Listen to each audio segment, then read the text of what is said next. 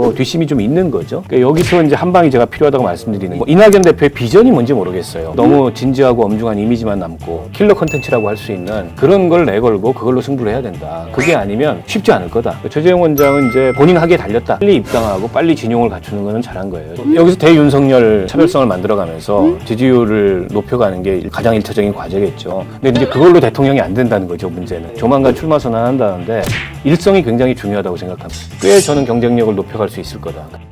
여러분 안녕하세요. 시사저널TV 시사 끝장입니다. 여야 이재명, 윤석열, 이재명 양강 체제가 흔들리면서 무섭게 추격하고 있는 두 명의 또 대선 주자가 있습니다. 여권에서는 이낙연 전 대표가 이재명 지사를 거의 턱 밑 가까이까지 지금 추격을 하고 있는 상황입니다. 어제 제가 그 호남 지역에서 발행되는 무등일보 조사 결과를 보니까 리얼미터랑 같이 한 조사 결과인데 호남에서 이재명 지사를 이낙연 전 대표가 따돌린 그런 조사 결과가 나왔습니다. 이 과거의 지지율을 상당 부분 지금 회복해가고 있다. 뭐 이렇게 봐야 되겠죠.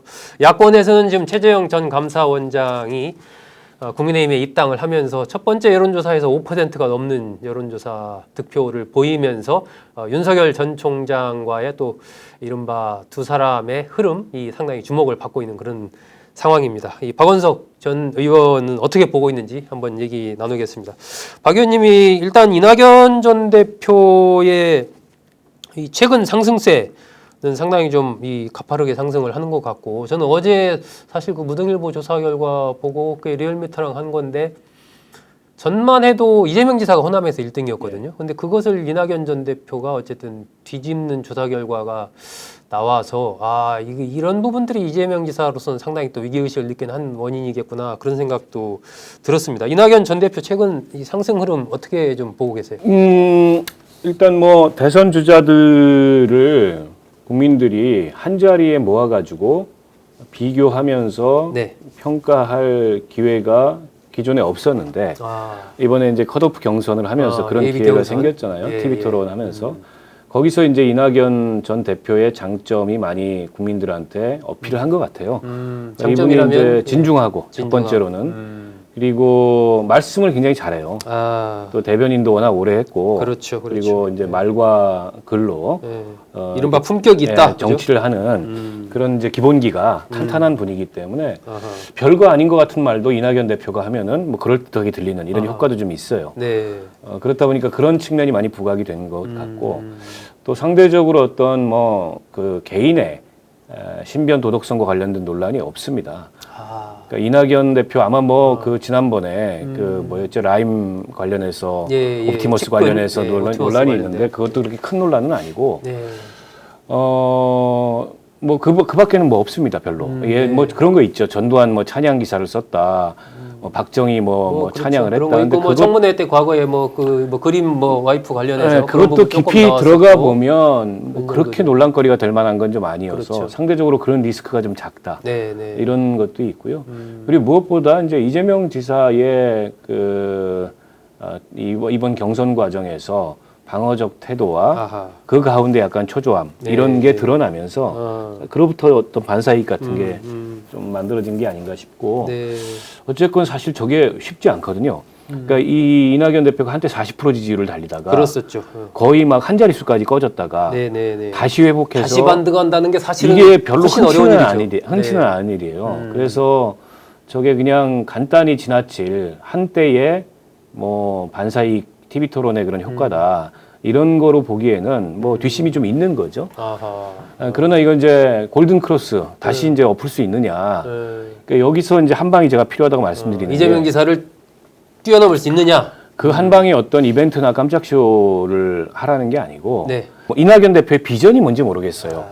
뭐 신복지 이런 말씀을 하시는데 그거는 기존에 나왔던 그 복지 체제나 뭐 소득 보장 체제 이런 걸 다 모아놓은 것 같아요. 그냥 집대성판. 이름도 좀 그래요. 네. 신복지 이러니까. 그래서 이게 이제 비전으로서 대선 주자는 그렇습니다. 하나는 업적이 있어야 되고 본인이 과거에 살아왔던 그런 경력과 스토리와 업적이 있어야 되고 거기에 더해서 비전이 있어야 되는데 이낙연 전 대표도 뭐 과거의 스토리 업적 뭐 이재명 지사만큼 강렬하진 않지만 있단 말이죠. 네, 네. 있고 또 DJ로부터 정치를 배웠고 네. 뭐 등등부터 시작해서 네. 총리 시절에 최장수 총리로서 안정적으로 국정을 기본 관리했던 스토리가 있어요. 있어요. 예, 예, 예. 근데 이제 비전이 뭔지 모르겠는 거예요. 아무리 봐도. 게다가 이제 너무 진지하고 엄중한 이미지만 남고. 그래서 저는 제가 이낙연 캠프의 전략가라면 그 한 방은 국민들에게, 그러니까 본인이 지금까지 해왔던 그 정책 비전의 기조를 흔들지 않는 선에서 흔들지 않는 선에서 그 위에서 좀 더 예각적이고 예, 좀 딱 와닿는. 예, 킬러 컨텐츠라고 할 수 있는 그런 걸 내걸고 그걸로 승부를 해야 된다. 그게 아니면 쉽지 않을 거다. 대표 비전을 확실하게 어필을 해야 예, 된다. 예, 예. 그 호남에서의 지지율 상승 이런 부분들은 어떻게 좀 유지가 될까요? 어떨까요? 그 이제 호남은 뭐 이낙연 지사하고 친화적이잖아요. 예, 호남에서 기본적인 뭐 국회의원을 바탕이 거기니까. 오래 하셨고 전남지사를 네, 했기 네. 때문에 그래서 기본 조직력이라든지 그 인지도라든지 이거는 확고하다고 보고 다만 이제 호남은 굉장히 전략적 선택에 능한 그런 훈련된 유권자들이에요. 호남 유권자들이. 네, 네. 그래서 이재명 지사를 지지했던 것도 그러니까 이재명이 확장이 가능한 후보다. 이재명이 당선 가능한 후보다. 이런 이재명을 찍어야 이길 수 있다. 예, 이런 전략적 판단이 작용했던 건데 네. 최근에 거기에 약간의 이제 이상기류가 흐르기 시작했고 이낙연으로도 이길 수 있겠는데 이제 이런 판단도 좀 든 거예요. 특히 이제 상대적으로 대윤석열, 아하. 뭐 대국민의힘 맞아요. 그 양강 후보들과 이낙연 대 윤석열 했을 매치업을 때도 해봤을 때, 그러니까 윤석열도 이기고 이재명도 이긴다면 그럼 뭐 리스크가 적은 쪽을 택하자. 굳이 뭐 논란 많고 리스크 많고 약간 불안감이 팔도 안으로 있는 굽으니까. 불안감이 있는 후보보다 또 이게 호남 출신이고 그게 더 낫지 않느냐 이런 심리가 약간 바닥에 좀 흐르고 있는 게 아닌가 싶습니다. 그러면 결국 그런 부분이 이제 유지 내지는 강화가 되려면 이낙연 전 대표의 지지율 같은 것들이 어쨌든 윤석열 전 총장과 대비했을 때도 계속해서 이길 수 있다라는 조사 결과들이 계속 나와주고 한다면 조금 살아있을 수 있겠네요. 그렇죠. 경쟁력인데 그러니까 이낙연표 어떤 이슈가 아하. 이 대선 전국을 주도했던 적이 한 번도 없습니다. 그러니까 과거 총리 시절에는 그 안정적인 이제 모습과 네, 국회에서의 답변 태도. 네. 그 의원들의 황당한 질의에 대해서 뭐 일침을 놓는 네. 네, 이런 식의 답변 태도 이런 것들로 유지를 해왔고 당대표 시절에는 또 이제 당대표라는 지위로서 일정하게 유지를 해왔는데 당대표 해가지고 재보궐선거 졌잖아요. 그렇죠. 그러니까 사실은 당대표는 실패한 당대표가 됐고 네. 그러니까 이낙연 표 비전이라는 게 한 번도 대선판에 이슈가 된 적이 없다. 그러니까 이 점을 저는 이낙연 대표나 그 캠프에서는 좀 성찰하고 이낙연 표 비전으로 이슈를 만들고 화제를 만들고 그걸 끌고 가야 저는 그 경쟁력을 더할 수 있는 거고 그 경쟁력을 입증해서 이 골든 크로스를 만들어낼 수 있는 건데 지금 이낙연 대표는 아직 그걸 드러내 본 적이 없습니다. 이재명 지사는 뭐 기본소득 이런 걸로 드러냈다가 네. 지금 이게 약간 흔들리고 있고 오히려 지금 기회라는 거죠. 그래서 그거를 좀 넘을 수 있는. 근데 이게 신복지 이런 거는 다 하겠다는 얘기잖아요. 일단 명확하지가 않아요. 뭐가, 네, 그죠? 다 하겠다는 거고 생애 주기에 맞춰서 좋은 얘기는 다 끌어다 모았고 거기다 뭐 토지공 개념 얘기도 하시고 하시는데 그런 얘기가 잘 안 들려요. 여러 얘기를 너무 많이 하기 때문에.